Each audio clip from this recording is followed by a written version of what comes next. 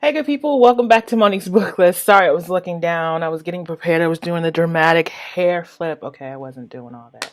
I just wasn't paying attention. Welcome back to Monique's book list. We are here to do the dilemmas of a book nerd tag.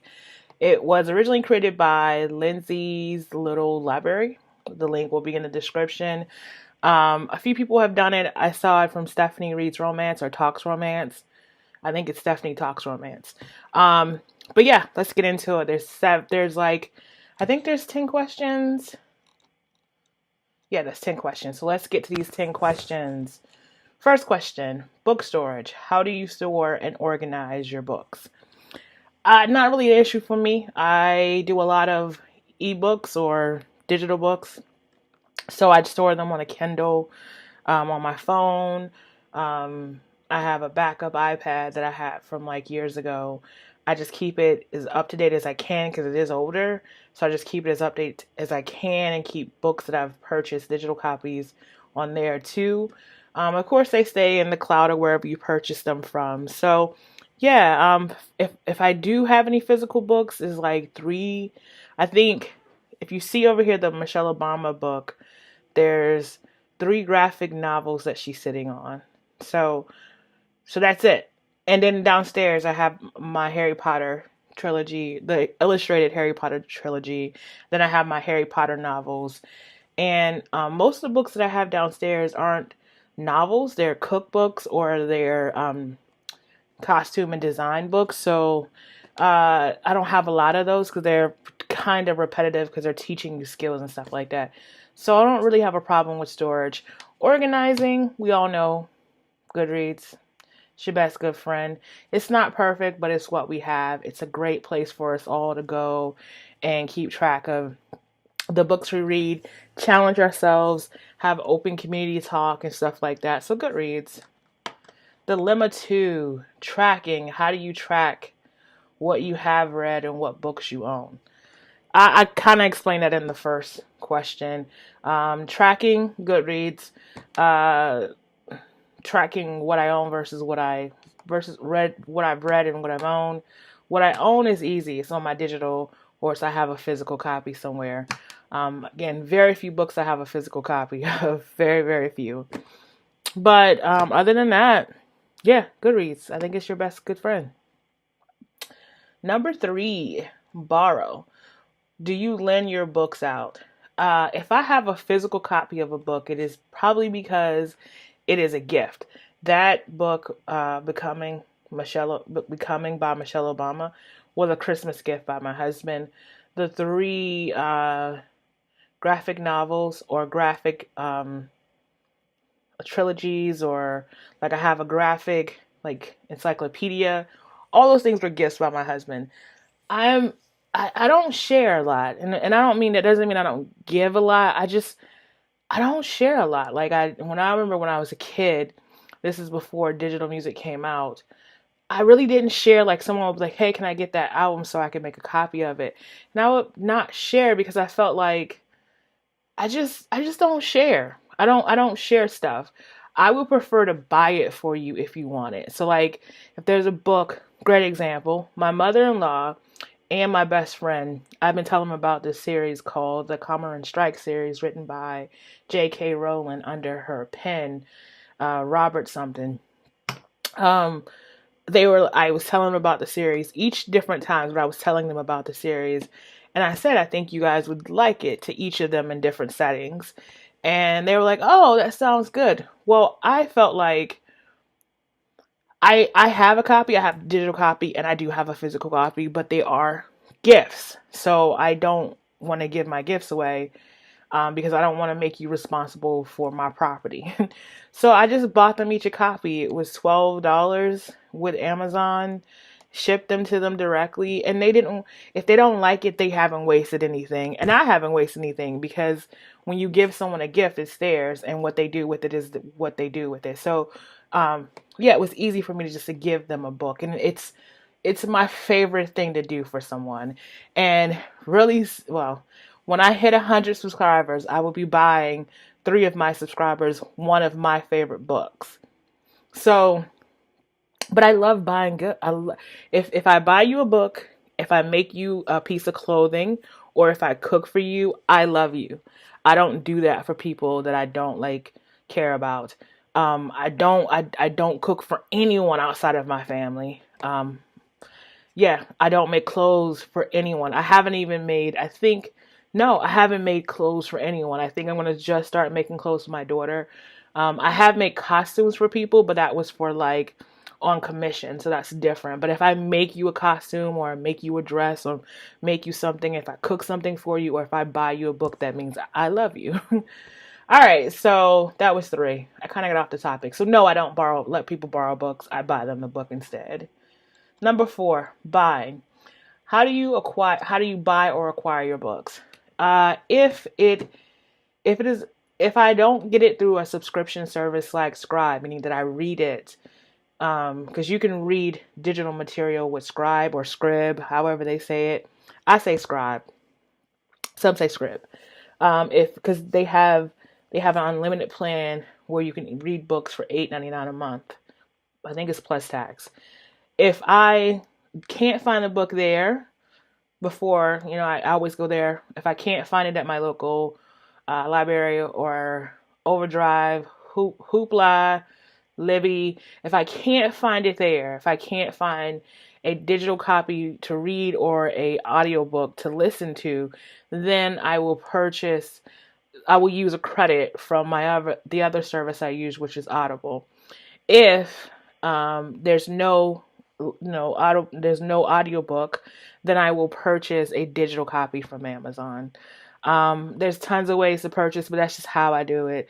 I always go with the cheapest route. Usually I start with the free stuff, the local library. So Libby, Hoopla, and Overdrive. I always try there first. If I can't find it there, then I'll try to find it on Scribe. If I can't find it on Scribe, then I would try to find it on Audible. And if I can't find it on Audible, then I go to Amazon. Okay, number 5. I'm looking over here because I put my notes over here. Comments. How do you respond to how do you read so much comment or similar comments? So really, I understand when people ask this question because most people are entertained by, most people, including myself, excuse me, most people are voyeurs. So they usually seek their entertainment by watching something, whether it be a movie, whether it be a TV show. So when someone is, selecting to read instead of watch something, people are always like, how do you read so much? And I say it's because I don't watch as much TV as most people do. I just don't anymore. If I am watching TV, it is usually Puppy Dog Pals, what's the other one? Muppet Babies. Now, Gigantosaurus. So it's kid shows, my kid. And when she's not watching TV, we're outside playing. And so when I do get time to just relax and just chill and be at peace for a little bit, I read. I would prefer to read than to watch a TV series. I don't like watching TV series because I don't like watching TV as much as I used to. I do watch a lot of movies, but I watch them like on Netflix or Amazon Prime. I just don't watch a lot of TV, so that's how I can read so much. Now I know that when people say it, some people get upset when people say, "How do you read so much?" I don't take offense because, again, people are voyeurs. They're like, well, when I have my downtime, I would prefer to watch TV than read a book. A book has never been as entertaining as a TV show, and I understand that. So I try not to take offense when people say that. And also, I listen to a lot of books, and I listen to it at a higher speed, which I know a lot of people can't do. And I used to couldn't do. I couldn't listen to it past the standard speed. But now I think what I do normally, if I really have a lot of books to read or listen, a lot of books I've committed to reading, and I want to try to get through all of them, I do listen to books at 1.75 or 1.8. It is hard to listen to books that fast initially. If you let yourself just relax and continue to listen, it will sound normal. I promise you. Every now and then it sounds a little weird because the narrator will talk like a little frantic because of the action in the book. But if it's you will get it will adjust and you will get normal. It will normalize. I don't go past 1.8. Anything past 1.8 does sound like chipmunks to me. So I consume books in many ways. That's why I'm able to read. And I also the type of job I work. I work a job where I do a lot of planning for a lot of heavy training. And then I do the training for like 3 weeks straight. And then again, it's another set of preparation. So while I'm doing all that preparation, I can listen to a book. Or while my kid is running out in the yard and we're playing t-ball, I can listen to a book. So that's how I can do so much reading. And again, I make myself available to read versus making myself available to watch TV. So I understand the question. All right, number 6, next book. How do you pick your next book? Honestly, it's based on my yearly goals that I have for reading, any book clubs that I've committed to read to, and I'm also a mood reader. As far as book club books, here's the thing. I always allow myself a tap out of each book club. I allow myself 2 tap outs a year. I figure there's 12 months in a year. I'm in 4 book clubs if I'm not counting my friend book club. So that's 5 book clubs. So that's a lot of books that I'm committing to reading once a month. And I'm a mood reader on top of that. So it's really, I allow myself to say I'm not going to read this month's book out of this book club because I'm not really interested. Like, I love Wicked Spirits. Love that book club. The book that we have for the month of June. I don't think I'm going to be interested in reading that. So I'm not, okay, let me be honest. I'm not interested in reading it. So therefore, I'm not going to read it. It's okay. I'll pick up in July with them. Number 7, travel. How do you pick what books to bring with you on vacation? I am old and I have readers and I need these readers and I don't know why I don't have them on right now. Very easy. I do more digital than physical copies. Now, if I did have a physical copy of a book, I think I would just depend on my mood. I would just say, what mood are you in? Are you really going to read this book when you have downtime? If you're not, don't take it. I don't really read a lot on vacation, actually. When I think about it, like whenever we go on our family vacation, I really don't. I'm lying. I do listen to books, but it's only the travel to wherever we're going because we usually drive. My husband doesn't fly. So we usually drive. So the travel from home to wherever we're staying, I listen to a book and then back. But it's whatever I was listening to on the way there. So I don't really have a lot of books to choose from. And again, I keep a lot of digital copies so you can save or download when you get somewhere. Okay, so number 8, Annotate. Jesus, help me, Lord. Do you write or highlight or mark up your books in any way? I do because I don't have physical copies of them.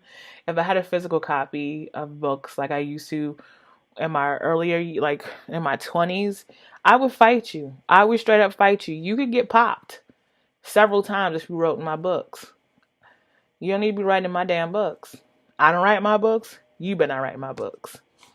But I don't keep physical copies. And in most digital copies of books, you can highlight a passage. And if you want to make a note by it, you can. But I don't really see the purpose in making notes, really. I don't get why you would do that, even in a physical book. Oh, I just don't do it. Number 9, new or backlist? Which do you prefer? New releases or backlist books? Well, to be honest with you, new releases, unless it is an author book that I am anticipating reading, like it's on my anticipated books of 2019, I'm not checking for new books. I'm trying to read stuff that people have told me is interesting. Like, I don't know how, I know Bobby's like, girl, can you get another person whose books you can read. Because I would prefer to read books that that people enjoy, even if I don't enjoy them after I read them. Like, I love people explaining books. I love people like talking about the experience they had when they were reading it or listening to it.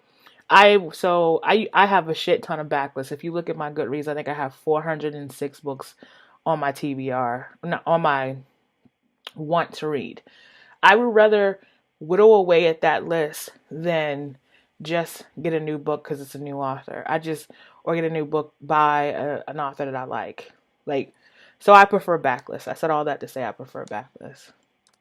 Number 10, and I think this is the last question, sequels. Do you read the books as they are released? Hold on, I read that way wrong. Do you read books as they are released or I think it's supposed to say, or wait for the entire series to be published before reading one book? It depends. If it is a series that I have been reading, like I started at book 1 just as like I'm interested in this series, and I'm like, oh, book 2 will be out next year, then I will read it that way. But if it's a series that's already out and the last book is about to come out, and it's the last book in the series and it's about to come out, I'll wait for that last book. There's no reason for me to read the other two knowing that the third book is going to be out in like a month or so. And it also gives me time to read other books. And I'm also, let me explain something about you. Let me tell you something about me. I don't like surprises. I don't like them. I don't want a surprise birthday party. I don't want to surprise anything. I do not like surprises. I lie. There was only one surprise in my entire life that I loved, and it is my daughter Jada. She was a complete and utter surprise. And I like that surprise. It was an amazing surprise. But that's the only surprise I want. I don't want no more damn surprises. So I said all this to say that I don't like waiting because I don't want to wait to the end. I want to know what's going on now. What's going on right now. So that's why I would wait. But, I mean, like I said, it just depends. I think that's the last question. Now, this tag is very similar to the reader's problem tag, which I did film before this, but I'm pretty sure this is going to go up before that one. I may re-record that one or not put it up at all. But, yeah, so it says to tag people. Anyone that wants to do it can do it. I appreciate you watching. I thank you for your time. And next time you see me, I will beat my face. This plain face stuff is making me sad. I feel sad too. All right. I'll talk to you later. Bye.